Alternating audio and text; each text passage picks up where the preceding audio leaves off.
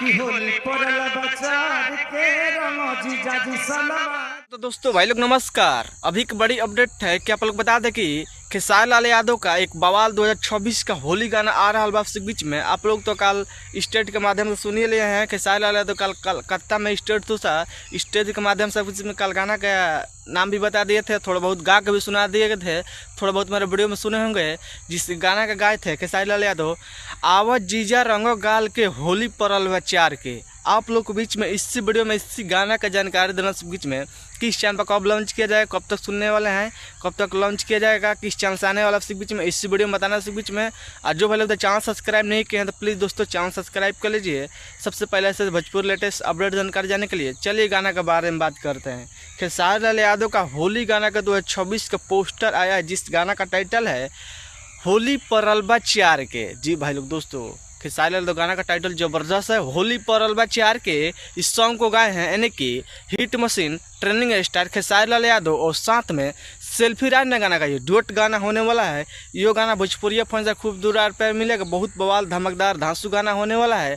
और रहा इस गाना किसने लिखा है होली परल बा चार के, तो बवाल राइटर बिट्टू विद्यार्थी गाना लिखे हैं दोस्तों होली परल बा चार के। और इस गाना में म्यूजिक संगीत का बात कर रहे हैं तो म्यूजिक दिया है विकी बॉक्स म्यूजिक संगीत साहब, बहुत बेहतरीन बवाल धमकदार म्यूजिक देते हैं विकी बॉक्स। और बता दें कि इस गाना के होली परल बा चार के इस गाना के आप लोग के टीजर आपसे बीच में सुबह ही देखने आ गया है। Teaser west Bhojpuri YouTube channel पर। जो भाई लोग टीजर नहीं देखे हैं तो प्लीज़ दोस्तों जाइए टीजर देखिए, वेस्ट भोजपुरी यूट्यूब चैनल पर टीजर आ गया है। बहुत बवाल धमकदार टीजर है भाई लोग, क्वालिटी में टीजर है, जितनी तारीफ उतना कम है। और इस वीडियो में देखने को मिलेगा खेसारी लाल यादव और साथ में पूजा के नाम में एक एक्टर है, उसी एक्टर एक वीडियो में देखने को मिलेगा होली परल बा चार के आवत जीजा रंगो गाल के।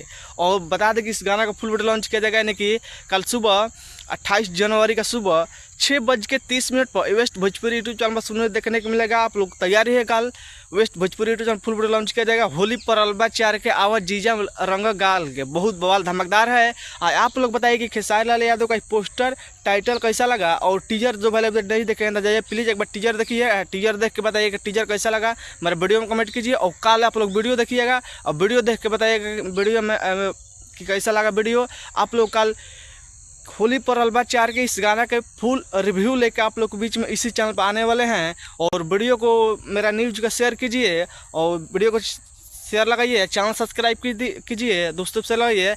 और होली परल बा चार के कल गाना सुनेगा वेस्ट भोजपुरी यूट्यूब चैनल पर गाना आ रहा बा।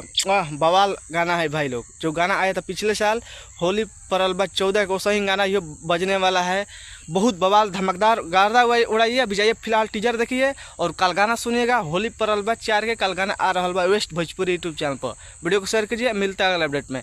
जय हिंद, जय भोजपुर समाज। धन्यवाद। दबा के वीडियो शेयर कीजिए दोस्तों, हमको भी थोड़ा बहुत सपोर्ट कीजिए, वीडियो को शेयर लगाइए। धन्यवाद।